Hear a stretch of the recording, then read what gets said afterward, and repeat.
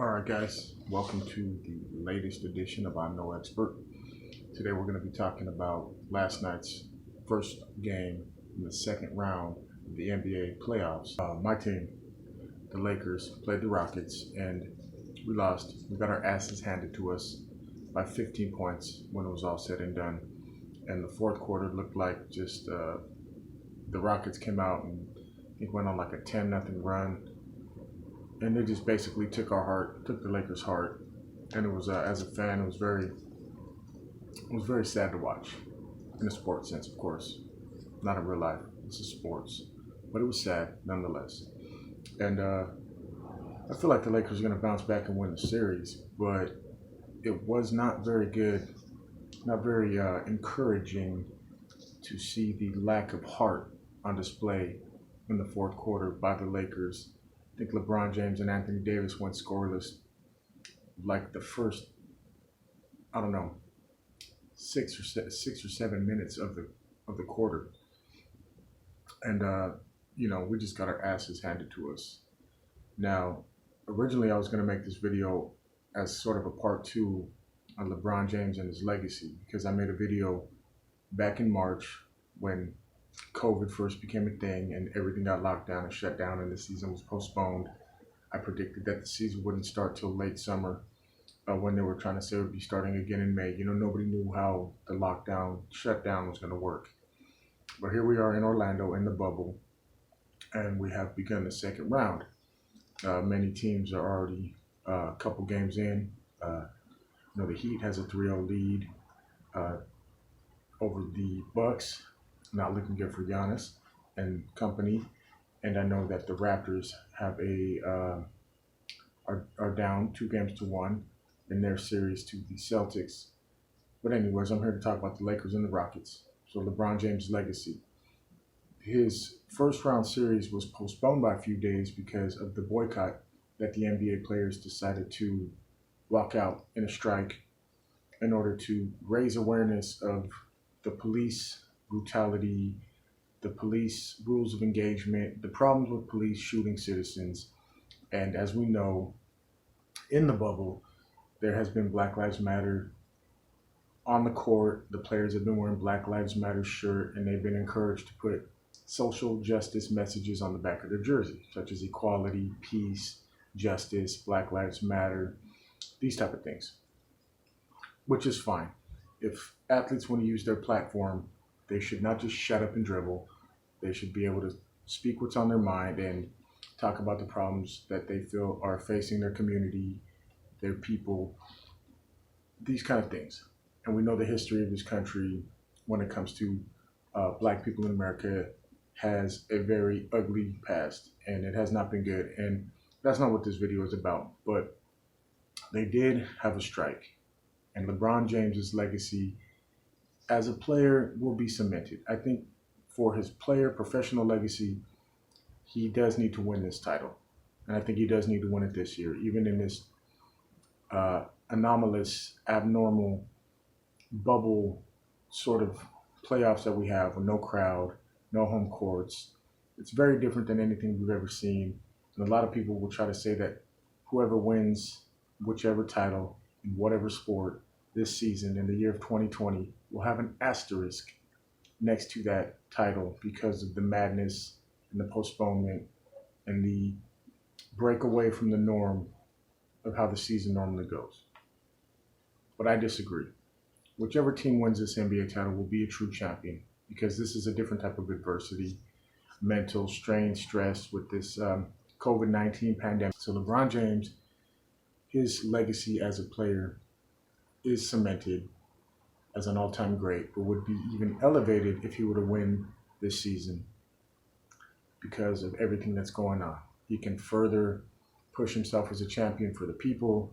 He wants to raise awareness for police brutality, more specifically for him, for the Black community. He wants to follow in the footsteps of Muhammad Ali, Kareem Abdul-Jabbar, Jim Brown, even Colin Kaepernick. His point is, he wants to leave a legacy of justice and fighting for equality more so than only fighting for a championship ring. So he's doing that. His legacy, he's changing the narrative on what his legacy wants to be. Ever since he was told to shut up and dribble, he came out with this more than just an athlete line of clothing that he'll wear. Excuse me, that he'll wear. It says more than just an athlete, and it's opposed to the individual. I forget, it was some sort of news pundit, some white woman. I forget her name. She just happened to be white, so it's possible that that's the reason why she was insensitive to his desire and motivation to want to speak up on social issues. So he was told to shut up and dribble, as you all know, and he said, "Fuck that! I'm more than just an athlete. I'm a community leader. I have this huge platform. I'm known worldwide, and I could raise awareness on certain social issues," which is what he's choosing to do, which is his right, and he should exercise it if that's what's in his heart. So that's a legacy he's striving for. But while we're at it, you are on a basketball team, and you did decide to play. You did boycott, and you did threaten to leave the bubble. But after the team meeting, you guys did decide to come back and play. So here we are. They won their first round matchup against Portland rather easily. They did lose game one, and they ended up winning the next 4 games. A few of those games by massive margins.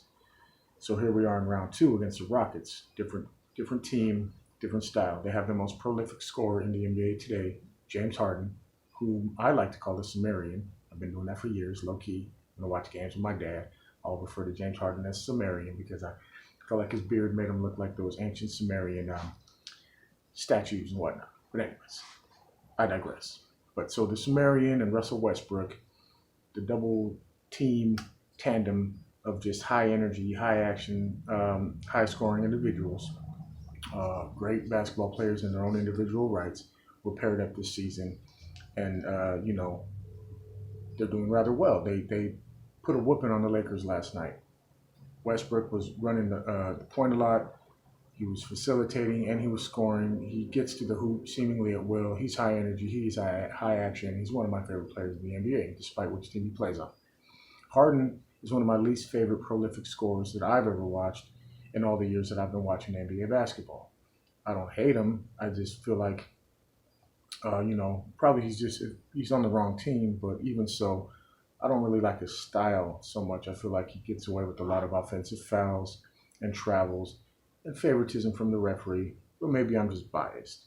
If he was on the Lakers, I might love his ass. Who knows? But he is what he is, a prolific scorer, one of the most prolific, if not the most prolific scorer in the NBA, and they did their job. They did what they were supposed to do. They bounced back. He bounced back from a horrendous shooting game in Game 7 and put on a clinic and a display at the cost of the Lakers. Anthony Davis and LeBron James, they played okay, but they didn't play phenomenally. They played, I would say for them, very average. LeBron had a huge dunk on Westbrook. Posterizing was massive. It was monstrous. It was momentum building. And it was just one of those highlights where you're like, man, this guy in year 17, his athleticism, his conditioning, the way he has kept himself to be able to perform at this level is something to marvel at, because you might not see this again for a while. We have a lot of good upcoming talent, but sustainability and how long you can keep it going, that's one of the marks of a truly great player. And he's showing us that this season. LeBron James is playing at a level that very few players have ever played at his age and at this season, 17th season. We're talking about people like Kobe Bryant, Michael Jordan, Karl Malone. We're talking about all-time greats who have only been able to put up these kind of numbers in their 17th year and or at the age of 34, 35. So LeBron James is playing well, but last night, aside from that monstrous dunk and a monstrous chase down block that looked like something out of NBA Street, other than that, they weren't doing anything. Let me see, LeBron had 20 points, 8 rebounds and 7 assists, which is a good stat line, but 20 points isn't enough when you've got, Eric Gordon scored 23. And he's the Rockets' third option. That's another thing. The Rockets have a clear third option. We don't. Last night, our third best scorer was Alex Caruso with 14. And, he only played 18 minutes. And Eric Gordon had 23. The Lakers don't have a clear-cut third option. And that's the problem. AD had 25 with 14 rebounds and 1 assist. which is good numbers, but he was playing too far away from the basket. That's the thing with the Lakers. You got size. You got JaVale McGee. You got Dwight Howard. You got Anthony Davis. You got LeBron. We got big bodies, trees, 7-footers, damn near 7-footers, and we're over there playing, trying to play small ball against the best small ball playing team in the NBA. Instead of putting their ass on Tucker's chest and backing him down, you're over there trying to, dribble around him and get fancy and shoot little mid-range. Yeah, Anthony Davis has that game. But when you have a smaller opponent on you, you put your ass on his fucking stomach, on his chest, you back him down, Shaq style, big man style. What's the point of being 7 feet tall if you're going to go shooting three-pointers? Yeah, I know it's the new NBA. Everybody's shooting three-pointers. But our Lakers aren't the best three-point shooting team. If we're on, sure, we're on. Danny Green couldn't hit him. Kuzma hit a couple. We hit a few, but nothing like what to keep up with what the Rockets do. So we got our asses handed to us because we tried to play their stuff. We fought their fight instead of playing big ball, big boy ball, big man ball, backing them down, wearing them down, getting into the lane, getting into the paint, forcing them to commit fouls, beating them at the line, wearing them out. No, we try to play their game, up and down, up tempo, Showtime style, small ball style, Mike D'Antoni style ball, because he was the coach of the Rockets. Same thing he's been doing since he had Steve Nash in the 2000s, in the early 2000s, running that small ball, running you off picks, screens, spacing the floor, moving the ball, shooting three-point shots, and succeeding, having his fast guys dribble past you. You got Westbrook. It's hard for anybody to guard him. Speed. If he gets around you, you're done. He's going to the hoop. Same thing with Harden. He's got dribble moves, and he's strong. Harden is strong, so he can use his offhand to create space and get past you. And he's got good dribbles and good footwork, even though he travels a lot of time. But whatever, this is a new NBA. And then you got Eric Gordon. He's a seasoned vet, and he's in there performing like he's a star. So if LeBron wants to add to his basketball legacy, because we know he's leaving a legacy as a good man of the community. He's opened his school. He does charitable things. He's a vocal leader of his community. Whether it doesn't matter what you think about his cause. I mean, you should be fighting against oppression and any form of racism or oppression. Yeah, he's going to fight for that. And that's a legacy he's adding on to his legacy of being a family man, community leader. But his basketball legacy is what's on the line right now. And if the Lakers don't step up and return the favor and put a whooping on the Rockets in game 2, we might get swept out. And yeah, LeBron looks great in year 17. And we have AD and we have this squad and we're here and we should be in the finals, or at least the Western Conference Finals against the Clippers, assuming they win 3 more games against the Nuggets. The goal is the title. You got to leave a legacy. You want to do it for the Mamba who passed away, RIP, tragically earlier this year before all this coronavirus and all the protests and riots and things started.